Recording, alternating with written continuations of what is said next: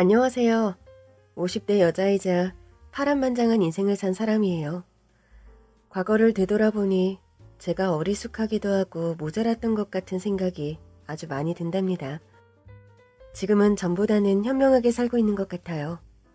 요즘 살맛나는 인생을 살고 있고 마음에 여유가 있어 저의 이야기를 쓸 생각까지 하게 되었습니다. 그럼 저의 모자랐던 이야기를 온 마음 다해 적어볼게요. 5남매의 장녀로 태어나 일찌감치 학교를 중퇴하고 동생들을 돌보며 살았습니다. 국민학교 때 아빠가 사고로 돌아가셨고 엄마는 파출부로 5남매를 굶기지 않고 일하셨습니다. 제가 중학교 2학년에 올라갔을 때 엄마는 부탁할 게 있다면서 매우 조심스럽게 말을 꺼냈답니다. 승희야, 너 학교 그만두면 안 될까? 엄마 혼자 너희 5을 키우려니 너무 힘들다. 안 그래도 그만둘 생각이었어. 공부에 취미도 없고 학교 가는 것도 싫어해서 관둘 마음이었어. 정말이니? 그거 잘 됐구나. 그럼 동생들을 위해 일할 수 있겠어? 그럼 못할 게 뭐가 있겠어. 엄마 혼자 큰 짐을 지고 사는 거 보기 힘들었는데 이젠 같이 짐을 짊어지면 되겠다. 학교에 같이 가서 자퇴서 내고 오자. 고맙다. 정말 고마워. 그리고 미안하다, 승희야. 엄마가 이것밖에 안 돼서. 무슨 소리야. 엄마가 있으니까 나도 태어났고 동생들도 있는 거잖아. 난 세상에서 내 동생들이 제일 귀해. 그러니까 자책하는 말은 하지 마. 말은 그렇게 했지만 속으로는 서운했습니다. 저도 어리고 꿈도 많았는데 모든 걸 포기하고 생계를 위해 일하고 동생들을 돌봐야 했으니 앞날이 캄캄하게 느껴졌답니다. 아무튼 학교를 그만두고 어린 제가 구한 일은 시장에 있던 반찬 가게였어요. 어린아이를 일꾼으로 쓰면 안 되기 때문에 누가 저에 대해 궁금해하면 사장님 딸이라고 거짓말을 하라고 하셨어요. 다행히 아무도 제가 누구인지 궁금해하지 않아서 걱정을 쉽게 놓였습니다. 만 나이로 18살이 될 때까지 반찬 가게에서 일하고 이후에는 공장에 취업했답니다.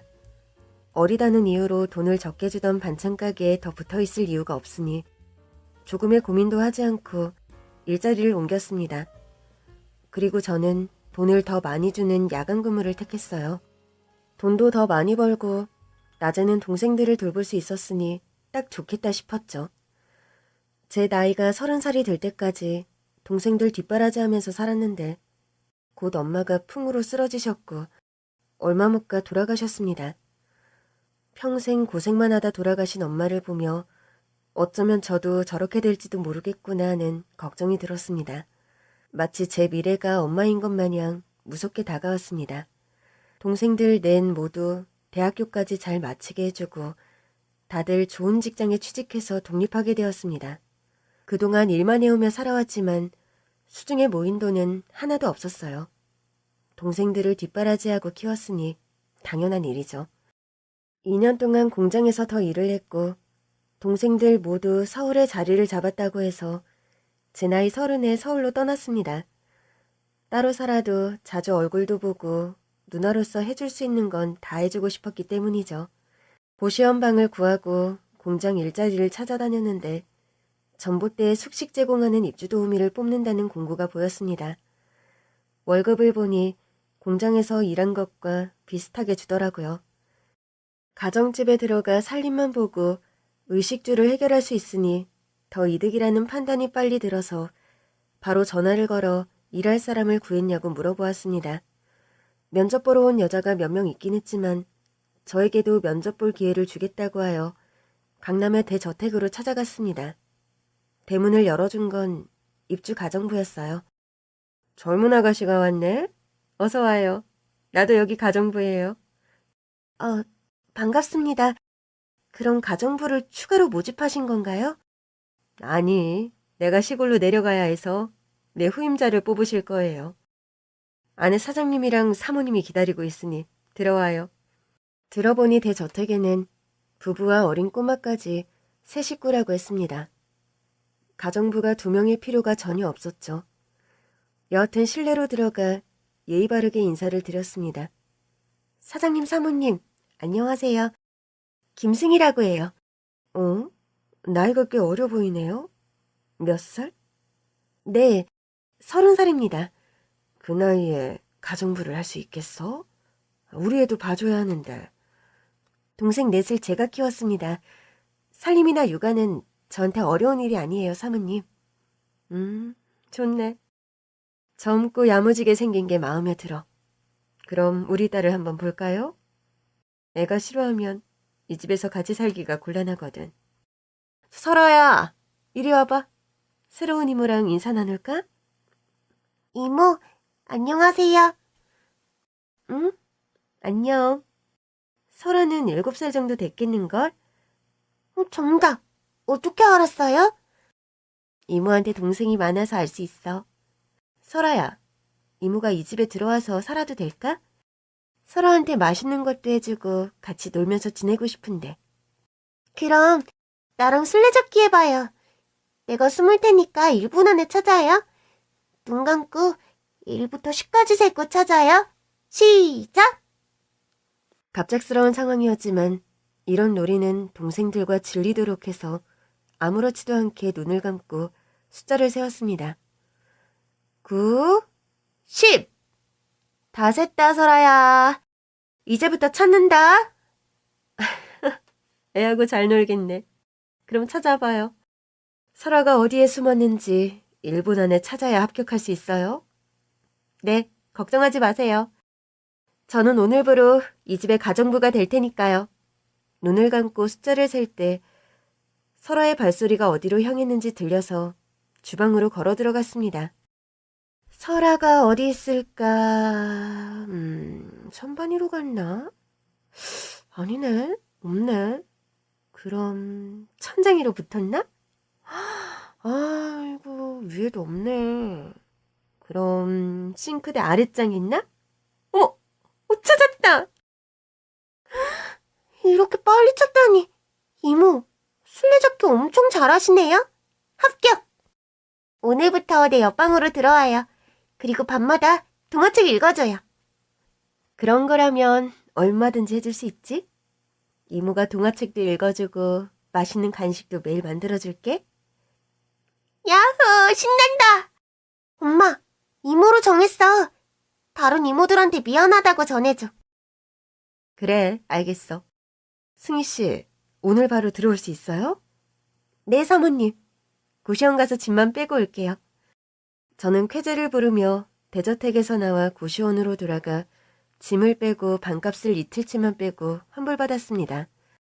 대저택 사장님 부부가 이사를 가거나 회사가 망하지 않고 제가 큰 잘못만 하지 않으면 질리지 않는다고 했으니 그곳은 아마 오랜 저의 직장이 될 것 같았습니다. 첫날은 짐을 풀고 선배 도우미한테 인수인계를 받았답니다. 하루 일과 할 일과 지켜야 할 점들을 숙지했죠. 그리고서 밤 9시가 되자 설아가 제 방의 문을 살며시 열며 얼굴만 빼꼼 넣더군요. 이모, 나 잘 준비 다 됐는데 동화책 읽어줄래요? 그래. 이모가 설아 방으로 갈게. 그날 밤 처음으로 저에게 주어진 일인 동화책을 설아에게 읽어줬습니다. 제 동생들에게 읽어줬던 때를 회상하며 재미있게 읽어주었죠. 설아는 어느새 새근새근 잠이 들어서 제 방으로 돌아갔습니다. 이튿날 6시에 일어나 세수를 하고 주방으로 가서 김치찌개를 끓였어요. 그리고 후다닥 콩나물도 무치고 멸치도 볶았답니다. 계란 후라이까지 해서 냉장고에 있던 반찬들을 꺼내 아침상을 차렸어요. 사장님은 제가 차린 밥상이 맛있었는지 아침부터 2그릇을 드시더라고요. 사모님도 제가 준비한 식사가 마음에 드셨는지 별 말씀을 하지 않으셨어요. 이후 매일 장을 봐서 새로운 반찬을 했으며 넓은 집 살림을 깨끗하게 잘 관리했습니다. 사모님은 여태껏 봐온 가정부들보다 깔끔하고 손끝이 야무지다며 칭찬의 말씀을 해주셨습니다. 식구들이 모두 좋은 분들이라 일하는 게 즐거웠죠. 그런데 사장님 부부가 화를 많이 낼 때가 있었는데 설아가 문제집을 제대로 못 풀 때였습니다. 영재로 키우려고 하는 의도가 엿보였습니다. 설아, 너 오늘 20번까지 문제 풀려고 했는데 왜 10번까지만 푼 거야? 거기에다 틀린 게 절반이야. 설아, 너 이렇게 공부했다간 아무 대학도 못 간다? 나 문제 푸는 거 싫어. 어렵단 말이야. 어디서 어리광이야? 엄마 아빠가 말하면 공손하게 대답해야지. 네, 죄송해요. 내일부터는 문제 20개씩 풀게요. 너 오늘 숙제 안 했으니까 벌로 마당에 나가서 빗자루질해. 낙엽 깨끗하게 쓸어. 알았어요. 하면 되잖아요. 저는 설아가 혼자 나가는 게 걱정이 돼서 따라 나갔습니다. 설아야, 종종 이러니? 우리 엄마 아빠요? 네, 맨날 공부시켜요. 못하면 혼내고 마당 쓸게 하거나 두 팔을 들고 서 있게 해요. 우리 설아 힘들겠네.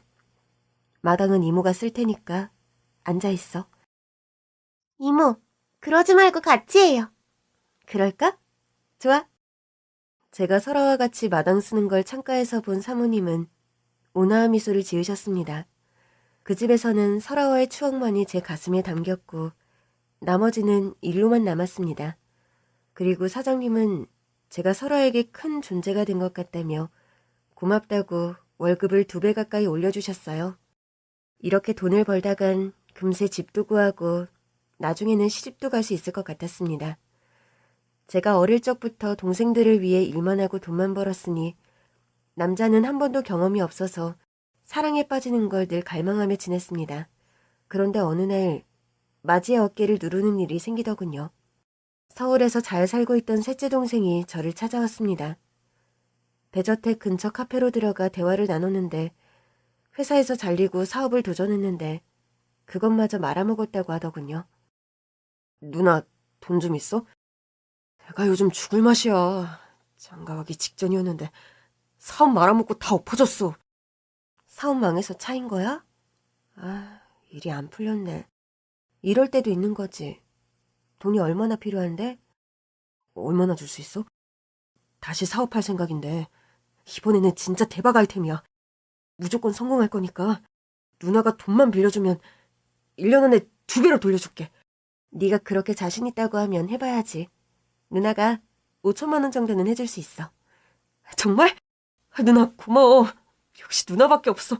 완전 사랑해. 아이, 징그럽게 사랑은 무슨. 아무튼 너 일 잘해서 꼭 성공해라.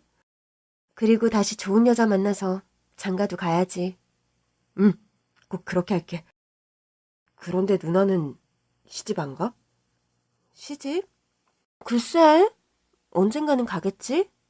아무튼 너 누나가 돈 해줄 테니까 어깨 펴고 열심히 살아.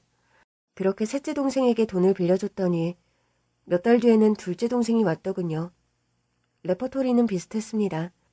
회사에서 잘려나가고 사업하다 망하는 게 서울에 사는 남자들의 평행이론인가 봅니다. 그래서 첫째 동생에게도 돈을 빌려줬고 한 달 뒤에는 다른 동생들도 찾아와서 돈을 받아갔습니다. 제 통장은 거의 바닥을 드러냈고요. 돈이야 있다가도 없는 거라고 생각하고 다시 벌면 되기 때문에 동생들에게 조금도 섭섭하지 않았습니다. 그런데 몇 년 뒤 대저택 부부와 설아가 이민을 가게 되었다고 합니다.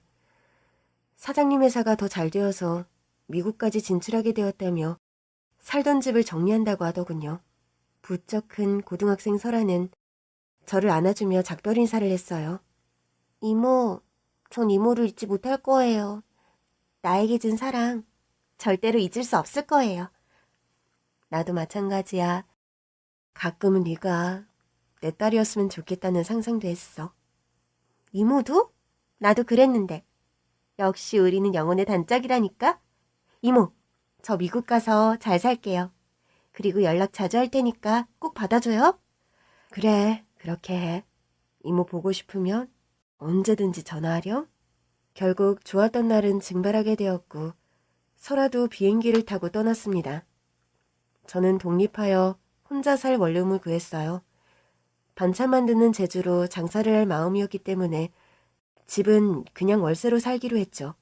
시장 가장자리에 저렴하게 자리가 나서 얼른 권리금을 주고 제 반찬 가게를 차렸습니다. 너무 제 자랑 같겠지만 제 반찬을 찾는 사람들이 너무 많아서 매일 일찍 문을 닫았어요. 한숨 푹 자고 자정부터 다시 반찬 가게로 나가 여러 반찬을 뚝딱 만들고 오전 중에 모두 다 팔아버렸답니다. 어느 정도 시간이 지나자 눈에 띄게 모였습니다. 이 정도면 아파트 한 채도 자가로 마련할 수 있었죠. 그런데 동생들이 찾아와 또다시 돈 타령을 하더군요. 시집장가들을 다 갖고 더는 지원 같은 건 필요 없을 줄 알았는데 뭐가 그렇게 사는 게 힘이 든다는 건지 울먹이며 돈을 빌리러 왔답니다. 그래서 저는 4명의 동생에게 똑같이 나눠서 벌어둔 돈을 빌려줬어요. 아니, 받지 못할 걸 알고 그냥 줘버렸습니다. 정말 바보처럼 보이겠지만 저에겐 동생들이 자식 같았고 무엇을 해줘도 아깝지 않았기 때문에 조금 더 나은 삶을, 보다 행복한 삶을 살라고 돈을 건네줬습니다.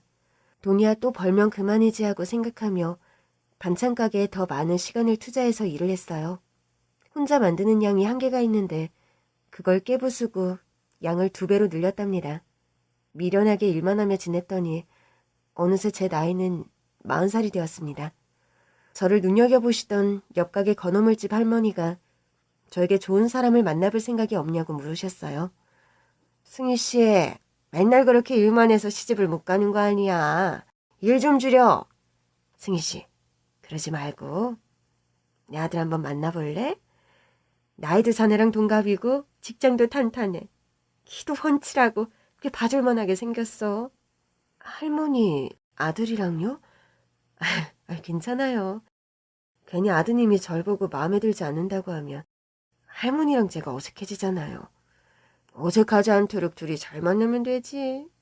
호대 멀쩡한 아들이 장가 안 가는 게 속 터져 죽겠는데 승희 씨도 시집을 안 가니까 내 속이 터져. 그러니까 한번 만나봐. 아니다 싶으면 바로 거절해도 좋다고. 그럼 생각해 볼게요. 고마워요, 할머니. 그렇게 할머니 제안을 한 귀로 흘려버렸는데 어느 날 할머니가 당신의 아들을 데리고 출근하셨더군요. 승희 씨, 일하고 있어? 자네가 아주 내 말을 안 들어서 아예 내 아들놈을 잡아왔어. 지금 안으로 넣어줄 테니까 쓸만한 놈인지 심사해봐. 아유, 할머니, 많이 난감하시죠? 저도 엄마가 돌발 행동을 할 때면 늘 그렇게 놀란답니다. 그런데 오늘은 따라오길 잘한 것 같네요. 너는 대로 미인이시네요. 저는 계자승이라고 해요. 스님도 아니고 계자숙도 아닌 계자승이요. 네, 저는 김승이라고 해요. 그런데 어쩌죠? 지금 반찬 만드는 중이라 소개팅은 힘들 것 같은데.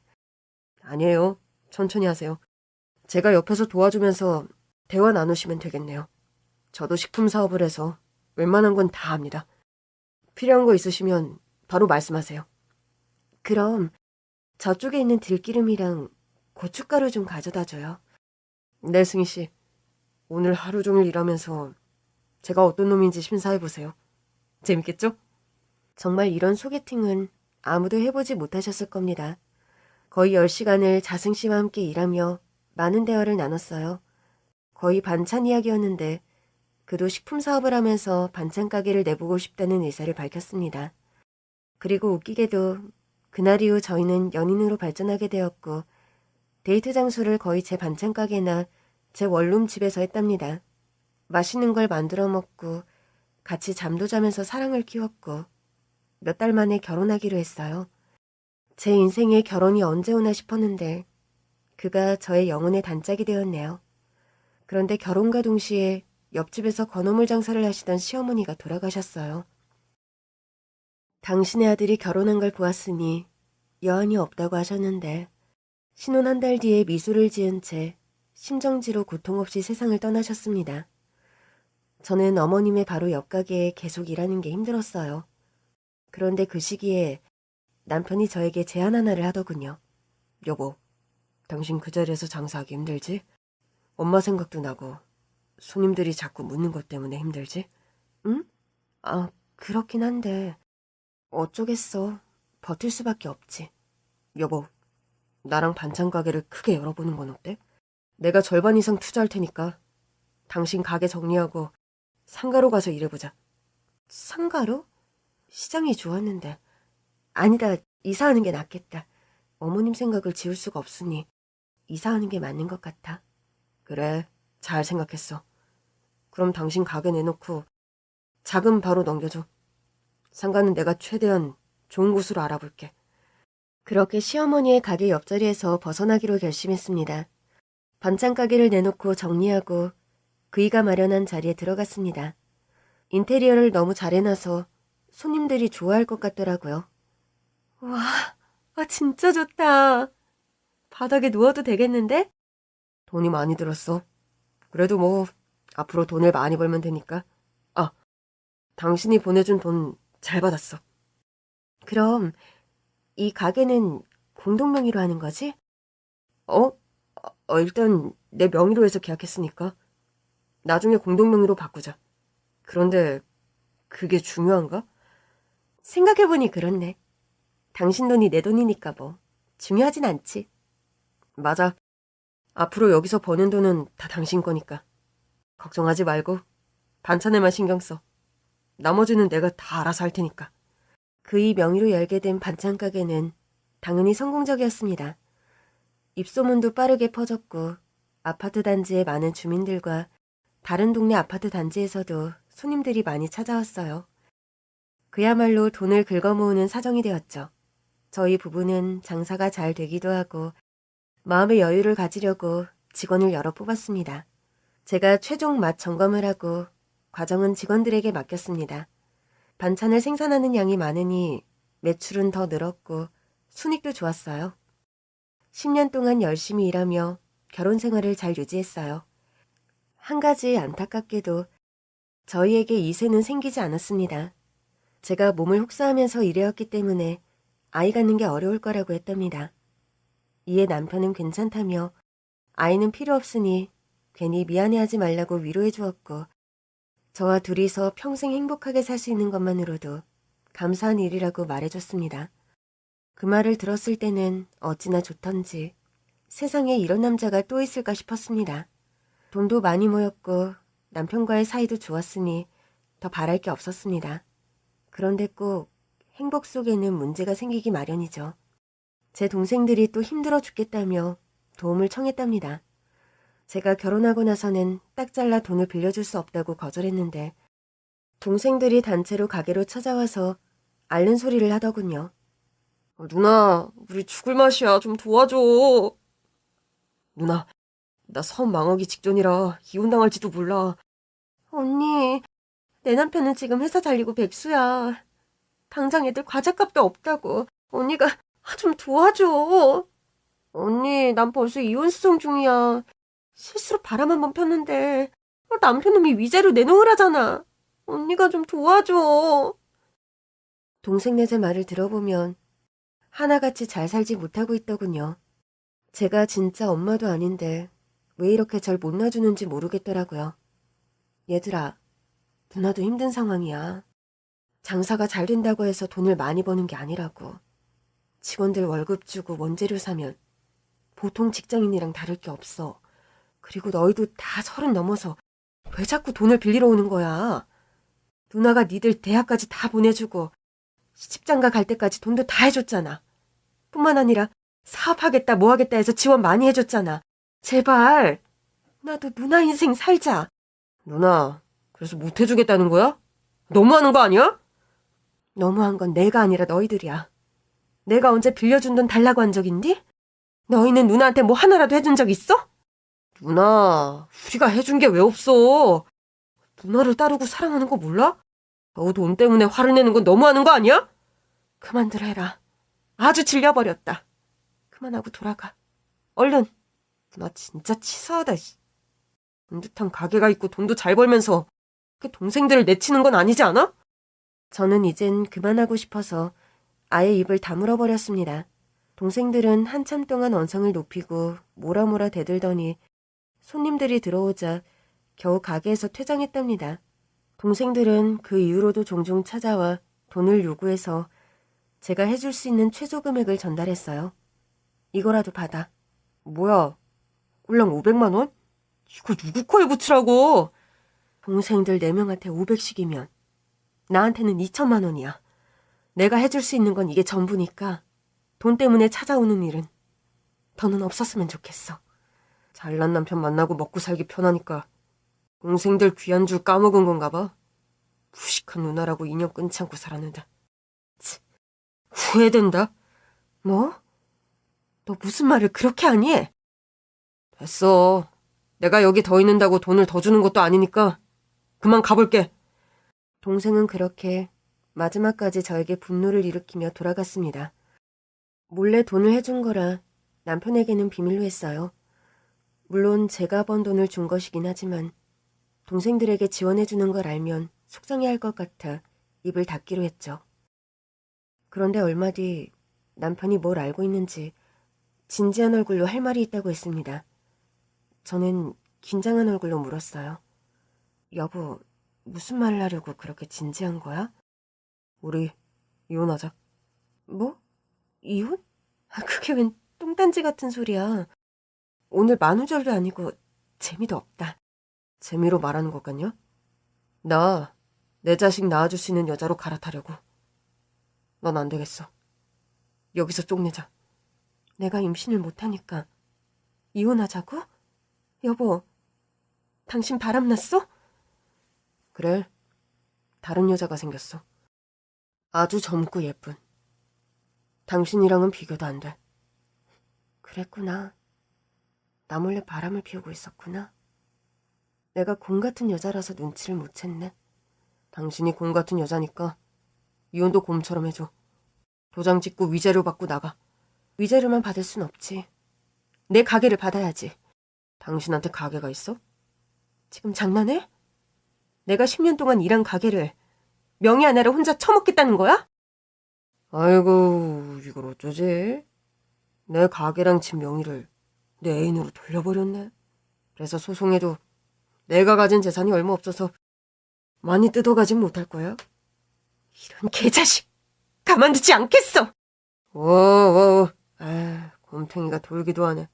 야, 오지마! 저리 가! 저는 바람난 남편이 한 짓에 대한 대가를 먼저 주먹으로 돌려주기로 했어요. 산전수전을 겪은 제가 그 자식 하나 정도는 감당할 수 있어 집안에서 먼지나도록 패줬습니다. 남편도 저를 공격하려고 했지만 힘과 기술이 훨씬 앞섰던 제가 그놈을 개박살냈죠. 이빨 6개가 나가고 광대뼈가 부러지고 갈비뼈에 금이 가도록 말이죠. 또 아랫돌이 간수를 못한 놈의 그곳을 뒤꿈치로 내리찍었습니다. 아이씨, 미친 곰탱이야! 거긴 안 돼! 왜? 그년한테 써먹어야 해서? 네 몸의 육신을 갈기갈기 찢어버리고 상간녀도 찾아서 으깨버릴 거야. 그리고 내 가게를 돌려받고 끝내겠어. 이미 명의이전 다 했다고. 내 앞으로 가진 재산이 없어서 고소해봤자 소용없다고. 주둥이가 아직 살았구나. 다시 밟아줄게. 그날 밤 남편은 초전 박살나서 119에 실려갔고 저는 경찰서로 끌려갔습니다. 남편이 합의 이혼해주면 없던 일로 해주겠다고 하더군요. 제가 화를 주체하지 못한 결과로 이렇게 되었으니 선택권은 없었습니다. 그래서 위자료 1,000만 원만 받고 집에서 몸만 나왔답니다. 보증금으로 월세를 얻고 통장을 보니 잔액이 텅 비어 있었어요. 동생들 도와준다고 돈을 다 써버렸을 테니 남아있을 리가 없었죠. 그리고 혼자 살기 시작하면서 온몸이 아프기 시작했어요. 생각해보니 제가 어디 아플 때마다 미련하게 참아가며 일한 게 떠오르더군요. 그래서 몸과 마음이 만신창이가 되자 한꺼번에 고통이 밀려온 것 같았습니다. 시름시름 앓으며 집에 누워만 있었는데 몇 달 시간이 지나니 월세를 내지 못해 보증금이 까였고 당장 생수 한 병 사 먹을 돈이 없더라고요. 그냥 이대로 영원히 잠들어 버릴까 하는 생각이 들었지만 억울해서 포기하고 싶지 않았습니다. 그래서 동생들에게 연락을 돌려 제 사정을 말하고 용돈이라도 붙여달라고 했답니다. 승철아, 누나가 힘들어서 그러는데 돈 좀 붙여줄래? 야, 이게 누구야? 잘난 누나 아니야? 그런데 돈이 쪼들려서 연락한 거야? 그러게 마음을 착하게 가져야지. 왜 우리들 부탁을 거절하고 그랬어? 얼마나 필요한데? 한 1,000만 원 정도? 보증금 까인 게 있어서 그것부터 채우려고. 더 많이 줘도 좋고. 전? 알았어. 동생들이랑 같이 붙여줄게. 고맙다, 승철아. 누나가 나중에 사정되면 다 갚을게. 전화를 끊고 입금을 기다렸는데 4번의 입금 내역이 동시에 뜨더군요. 그런데 동생들은 1,000만 원이 아닌 1,000원씩 저에게 입금했답니다. 입금자 표시에는 이거 먹고 떨어져라 라고 쓰여 있더군요. 자식처럼 해줄 거 다 해주고 키웠더니 돌아온 건 겨우 1,000원짜리 한 장의 조롱뿐이었습니다. 저는 화도 나지 않았습니다. 미운정까지 다 떨어져서 그런지 심장이 뛰거나 얼굴이 빨개지는 반응이 일어나지 않았어요. 그래서 무시해버리고 혼자 뭐라도 해봐야겠다고 판단해 집 밖으로 나갔습니다. 일을 찾아볼까 했지만 온몸이 천근만근해 아프지 않은 곳이 없었어요. 그래서 일단 몸을 회복하면서 할 일을 찾다가 폐지 줍는 할머니가 눈에 띄었습니다. 걸어다니며 운동도 할 겸 폐지와 고무를 줍는 것부터 시작하기로 마음먹었답니다. 비실대는 다리에 힘을 주고 골목 사이사이를 걸으며 박스를 주워 다녔어요. 하루 종일 돌고 손에 쥐어진 돈이 3,800원이었는데 그 돈으로 뭘 해야 할지 모르겠더라고요. 밥을 사 먹을 돈도 되지 않아 편의점으로 들어가 3,000원짜리 도시락과 800원짜리 음료수 하나를 샀습니다. 그걸로 배를 채우고 하루 푹 쉬었고 다음 날도 똑같은 일상을 보냈답니다. 며칠 동안 걸어다니며 폐지 줍기를 했더니 고장난 몸이 조금씩 회복되었어요. 조금 더 이렇게 지내다가 숙식 제공되는 일자리를 찾기로 마음먹었죠. 그러던 어느 비 오는 오후에 박스를 주우러 나왔는데 밖에다 내놓은 폐지가 거의 없어서 비만 맞고 돌아다니고 있었어요. 한참을 돌아다녀도 보이지 않아 그날은 그냥 돌아가려고 했죠. 그 순간 비가 그치더니 하늘에 무지개가 뜨더군요. 그걸 보면서 내 인생에도 희망이 다시 찾아올까 상상하다가 곧 발걸음을 다시 움직였습니다. 그런데 골목길에서 큰 길로 나오는데 벤츠가 제 앞에 서더니 클락션을 울리더군요.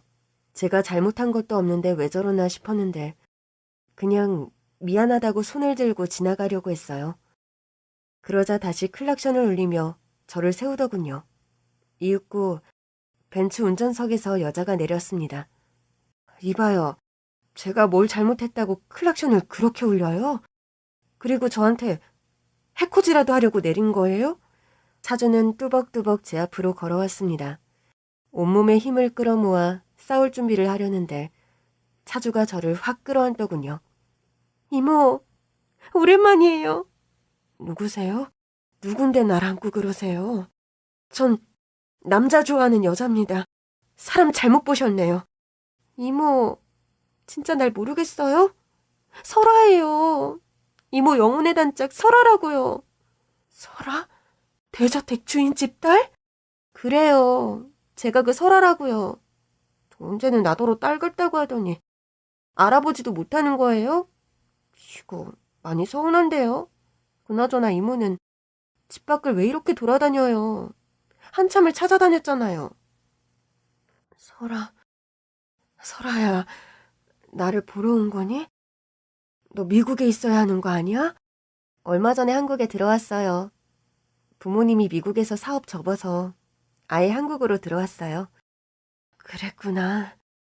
설아야, 보고 싶었어. 정말 보고 싶었어. 저와 설아는 무지개 아래에서 오랜 시간 포옹을 했고 곧 제 원룸으로 자리를 옮겼습니다. 제 사정을 길게 이야기하느라 1시간이 눈 깜짝할 사이에 지나갔답니다. 이모 동생들도 그렇고 전 남편도 좀 심하네요. 이모가 고생 안 하고 잘 살기를 바랬었는데 너무 가슴이 아프네요. 그런데 이모, 저는 이모에게 받은 만큼 돌려줄게요. 제가 도울 수 있는 거 다 도와드릴게요. 어떻게? 이모가 그 사람들한테 해주고 싶은 것들, 아니, 돌려받아야 하는 것들 다 돌려받게 해드릴게요. 설아가 제가 하지 못한 것들을 할 수 있도록 도와주겠다고 해서 저는 필요한 서류를 떼어다 주었습니다. 설아는 대형 로펌의 변호인단을 꾸려서 소송을 진행했습니다. 남편과 상간녀가 짜고 명의 이전을 한 날짜와 저에게 이혼 통보를 했던 날을 맞추어 위자료를 주지 않을 고의성을 변호사들이 증명했고 제가 일궈온 노력과 지분을 하나하나 따져서 제대로 된 위자료를 받게 되었습니다. 막대한 금액이 제 통장에 꽂히자 막힌 혈이 뚫리더라고요. 피가 잘 돌아서 아픈 몸이 많이 좋아지는 것 같았습니다. 전 남편은 법정에서 나와 저에게 큰 소리를 치며 시비를 걸었어요. 그냥 넘어갈 리 없다고 생각은 했지만 이렇게 바로 법원 앞에서 욕을 할 줄은 몰랐네요. 에이씨, 빨견아. 내 돈 빼먹으니까 배부르냐? 외롭게 혼자 사는 년 받아줬더니 은혜를 원수로 갚아? 뭐? 은혜? 당신이 나한테 은혜를 줬다고? 지나가는 파리가 설사 지리는 소리하고 자빠졌네. 난 내가 빼앗긴 걸 돌려받은 것 뿐이거든? 또 강냉이 털리기 싫으면 조용히 꺼져라. 곰탱이 년이 어떻게 이런 일을 꾸몄을까? 응? 대형 로펌 변호인단을 꾸밀 대가리가 안 되는데 어떻게 한 거냐고? 내가 도와드렸다. 이 뱃살 축 처져서 가운데 다리가 안 보일 것 같은 자식아. 저 어린 년은 또 뭐야? 그리고 네가 내 가운데 다리 보기나 했어? 안 봐도 뻔하지. 아니, 이모한테 들었는데 감자끈 크기만 하다더라? 그 사이즈를 어떻게 젊은 여자랑 바람을 피우게 된 건지 모르겠지만 잘 맞는 여자를 만났으니 실컷 즐겨. 야, 감자깡이라니. 내 별명이 왕건이야. 왕만하게 커서 왕건이라고. 저런 걸 남편이라고 10년이나 같이 살았다니. 수치스럽다. 설아야, 그만 가자. 저는 전 남편을 다시 볼 일이 없을 거라 생각하며 설아의 집으로 떠났습니다. 그리고 얼마 뒤에 또 다른 소송을 진행했어요. 저는 재판날까지 휴대폰을 끄고 지냈고 법정에서 동생들을 마주하게 되었습니다. 누나, 지금 장난해? 우리 사기죄로 고소하다니. 형제끼리 그런 짓을 하는 게 말이 돼? 언니, 고소하기 전에 우리한테 먼저 연락할 수 있었잖아. 좋게 대화로 풀고 돈을 갚으면 되는 거 아니야? 내가 돈을 돌려달라고 했으면 니네들이 퍽이나 사과하고 돌려줬겠다. 난 차용증 없으면 못 받는 줄 알았는데 거래한 입금 내역이랑 카톡 대화, 자동으로 녹음된 통화 내역들이 다 증거란다. 내 옆에 있는 조카애가 다 해준 거야. 이제부터 나의 식구는 조카 설아뿐이다. 니들은 내 동생이 아니라 날 갉아먹는 양아치 쓰레기일 뿐이야.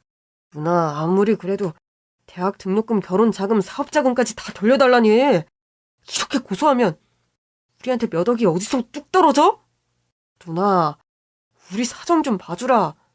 언니, 동생들 뒤통수를 이렇게 날리고 편히 살 수 있을 것 같아? 나중에 후회 안 하겠어? 지금이라도 대화로 풀고 돈은 차차 갚기로 하자. 우리 사정도 좀 봐줘야지. 저기, 저 승희 이모 조카인데요. 다들 서울에 아파트 한 채씩 있으시고 먹고 살만 하시던데요? 제가 다 조사해보고 형편에 맞게 액수를 맞춰서 고소장 날린 거예요. 물론 그 돈을 다 토해내면 여러분들 가정은 크게 금이 가겠죠? 하지만 어쩌겠어요. 우리 이모를 농락했으니 그만한 대가를 받아야 하지 않겠습니까? 그럼 법정 안으로 들어가 보죠. 혹시나 해서 말하는데 거기 적힌 액수 이하로 내려가는 일은 기대하지 마세요. 그 이상을 받아내면 받아냈지. 절대 당신들에게 유리하게 될 일은 없습니다. 이모, 들어가요. 그래, 설아야. 오늘로써 저 못돼 먹은 것들이랑 다 끝이다. 평생 희생만 하고 살았는데 저것들은 날 이용만 해먹었어. 오늘 싹 다 조져버리고 내 인생에 새로운 꽃이 필 거라고. 저는 그렇게 소리치고 법정 안으로 들어갔습니다. 동생들 역시 궁시렁거리며 들어왔죠. 재판은 당연하게도 설아가 선임해준 변호인단이 완승을 저에게 선물해줬답니다. 결국 동생들은 살고 있던 집을 팔아버리고 더 작은 집에 전세나 월세로 들어가 지내게 되었어요. 그리고 영원히 저와 연을 끊고 지내게 되었죠. 씁쓸하지만 제 가족의 인연이 거기까지이니 받아들이고 동생들을 지워버리고 했답니다. 설아야, 네 덕에 내가 얼마나 큰 돈을 받았는지 모르겠다. 어마어마한 액수가 통장에 꽂히니까 신기해. 그거 다 이모가 피땀 흘려서 벌었던 돈이에요. 이모 통장에 있어야 할 돈이었다고요. 내가 참 멍청하고 아둔하지. 매번 당하기만 하고 아무것도 못하고 끙끙 앓기만 하니 말이야. 내가 봐도 참 한심하다. 이모는 누구든 다 믿어주고 사랑하기 때문에 그런 거예요.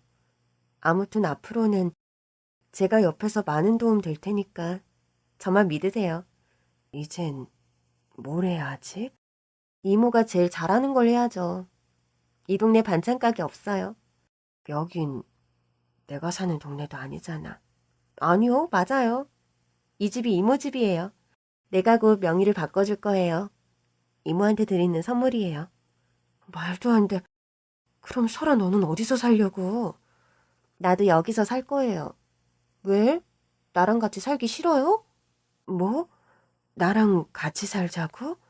내가 어렸을 때 제일 좋아한 사람이 이모라는 거 알아요?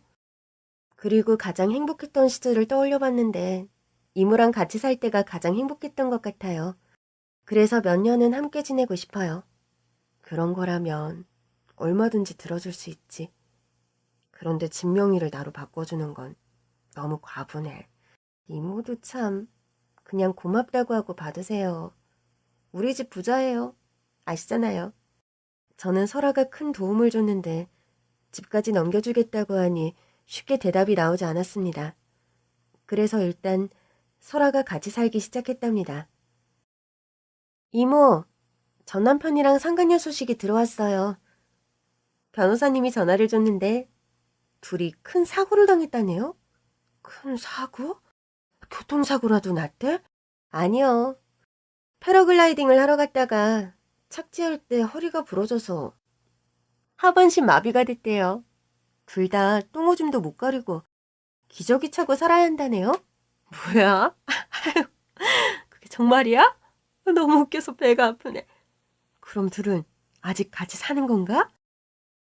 그것도 알아봤는데 서로 똥기저귀를 갈아주지 못하니 서로 다른 요양원에 들어갔대요. 두 년놈 끝이 이렇게 마무리가 되네요. 진짜 웃기죠? 그러게 말이다. 하늘을 날다가 천벌을 받았으니 한편의 영화 같아. 어쨌든 그것들이 인생을 조졌다고 하니 기분이 참 좋네. 그러게요. 막장 코믹 영화가 따로 없죠? 그런데 이모, 동생들한테는 연락 없죠? 걔들이 나한테 연락할 리가 없잖아. 지금 사는 꼴이 말이 아닐 테니 날 원수로 생각할 거야. 얼마 뒤 저는 설아집 근처에 반찬 가게를 오픈했습니다. 다시 시작한 가게는 역시나 대박이 났습니다. 제가 가방끈도 짧고 멍청하고 아둔하지만 반찬 하나만큼은 정말 잘하나 봅니다. 가게 앞에 매일 성시가 이뤄질 만큼 많은 손님이 찾아왔어요.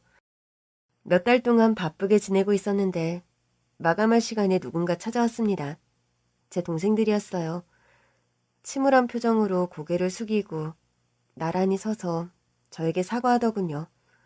누나, 그동안 우리가 생각 많이 해봤는데 누나한테 심했던 것 같아.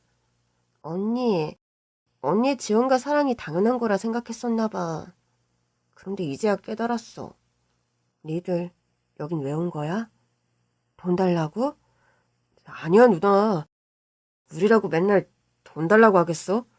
응, 늘 그래왔잖아. 오늘도 사과로 밑밥을 깔고 돈 이야기를 꺼내겠지? 내 말이 틀려? 언니, 우리가 진심으로 미안하게 생각해. 그런데 돈은 좀 필요해.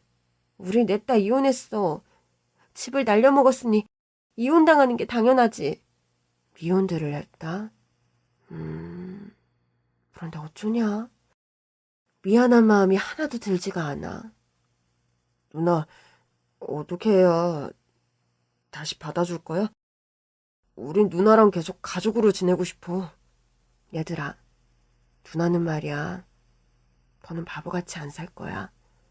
어릴 때 엄마가 학교 관두게 하고 돈 벌게 했던 때가 생각나는데 지금은 엄마가 미워. 나도 같은 자식인데 왜 너희를 책임져야 했는지 모르겠어. 아무튼 난 니들 잘 키웠고 앞가림하게 살게 만들어줬어.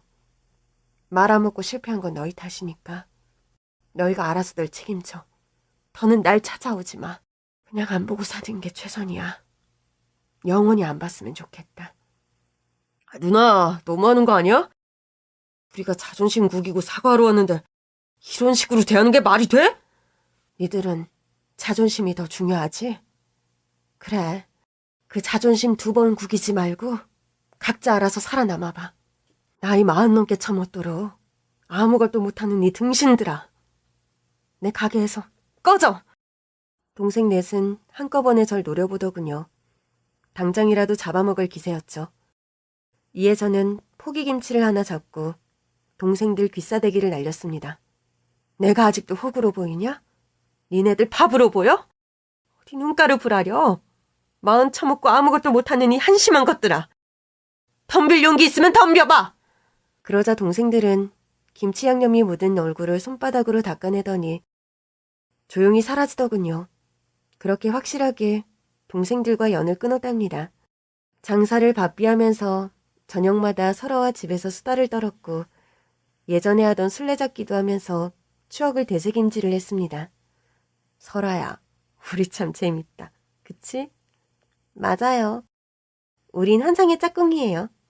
그런데 설아 너는 시집 안 가?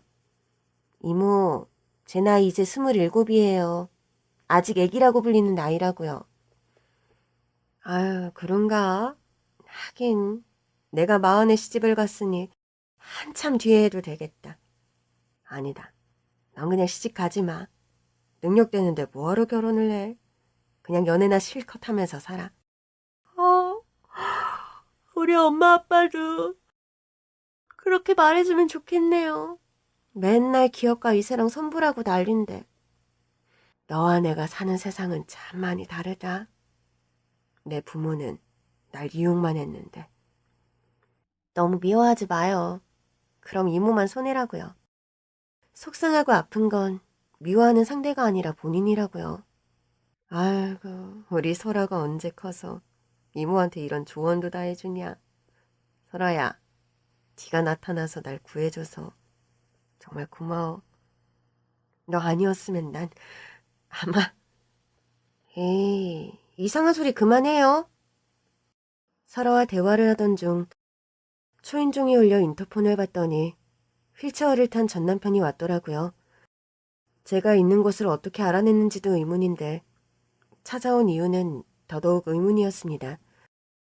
요양원 구석에서 기저귀나 차고 살 것이지 왜 온 것인지 모르겠더라고요. 설아와 저는 대문으로 같이 나가서 그 일을 마주했습니다. 당신이 여긴 왜 왔어? 허리 작살났다더니 휠체어 타고 사나 봐? 그렇게 됐어. 여보, 요즘 어때? 잘 지내고 있어?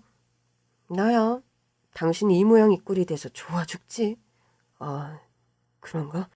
여보, 그럼 나한테 복수를 다 했으니까 이제 다시 시작할 수 있지 않을까? 나 당신이랑 같이 살고 싶어서 찾아온 거야. 우리 다시 시작하자.